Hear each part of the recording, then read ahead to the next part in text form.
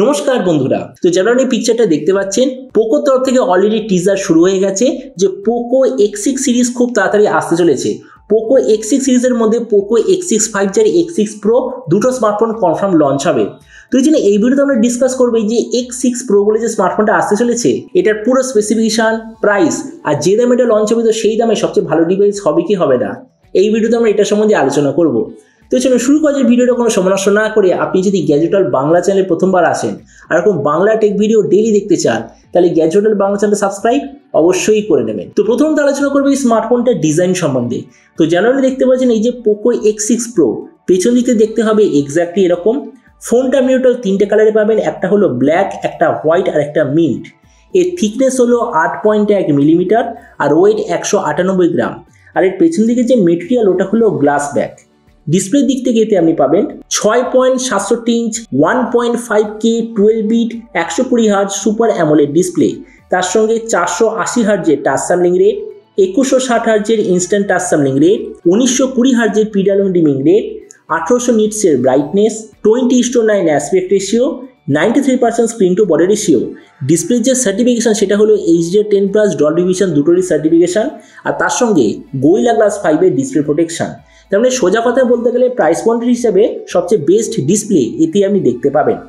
প্রসেসরের দিক থেকে আছে ডায়মেনসিটি 8300 আলট্রা 5G প্রসেসর, আর এর সঙ্গে মানে প্রসেসরের পারফরমেন্সটাকে আরও ইমপ্রুভ করার জন্য এতে আপনি পাবেন 5000 মিলিমিটার স্কোয়ারে আশেপাশে ভেপার কুলিং চেম্বার। ক্যামেরার দিক থেকে আছে 64, 8 আর 2 রিয়ার ক্যামেরা, তার সঙ্গে 16 মেগাপিক্সেলের সেলফি।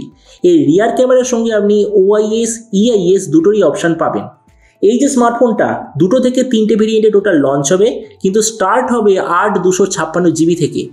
র্যামের কোয়ালিটিটা LPDDR5X, মেমোরিতে আছে UFS 4.0, তার সঙ্গে কোনো ধরনের ডেডিকেটেড SD কার্ড স্লট নেই। ব্যাটারির দিক থেকে 5500 mAh ব্যাটারি, সঙ্গে 90 ওয়াটের চার্জার, আর কানেক্টিভিটি হলো USB Type-C।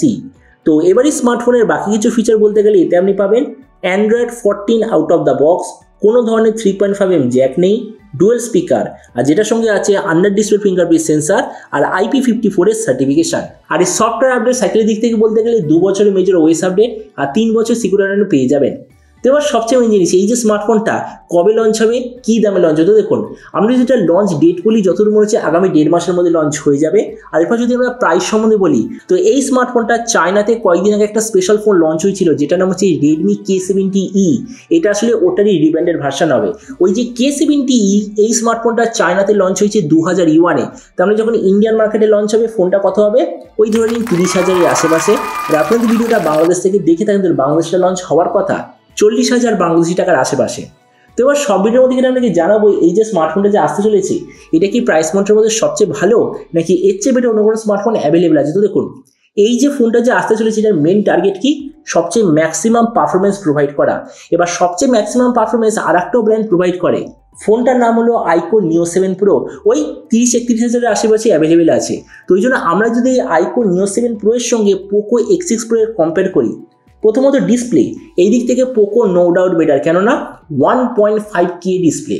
প্রসেসরের দিক থেকে পোকো বেটার, কেননা ডায়মেনসিটি 8300 আলট্রা স্ন্যাপড্রাগন 8+ জেনারেশন 1 এর থেকে অনেক বেশি পাওয়ারফুল। ক্যামেরার দিক থেকে আমি বলবো iQOO বেটার, কেননা iQOO যে সেন্সার কোয়ালিটি ওটাই 64 মেগাপিক্সেল পোকো সেন্সারটা থেকে অনেক বেশি বেটার।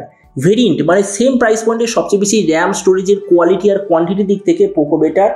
ব্যাটারি আর চার্জের দিক থেকে আমি বলবো দুটো প্রায় সেম, কেননা পোকোতে আছে বেশি ব্যাটারি কম চার্জার, iQOOতে আছে কম ব্যাটারি বেশি চার্জার। তার মানে এই দিক থেকে দুটো প্রায় সেম। স্পিকারের দিক থেকে দুটোই সেম, কেননা ডুয়েল স্পিকার।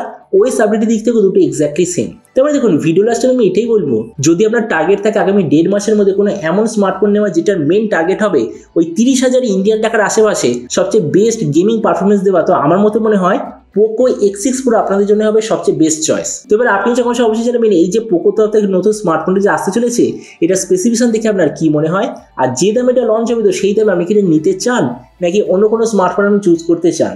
এটা সম্বন্ধে কথা বলতে আমাকে একদমই ভুলবেন না। তো চলুন দেখা হবে আগামীকাল একটা টেক ভিডিওতে। Till then stay tuned and always remember, think positive, be positive. Thank you.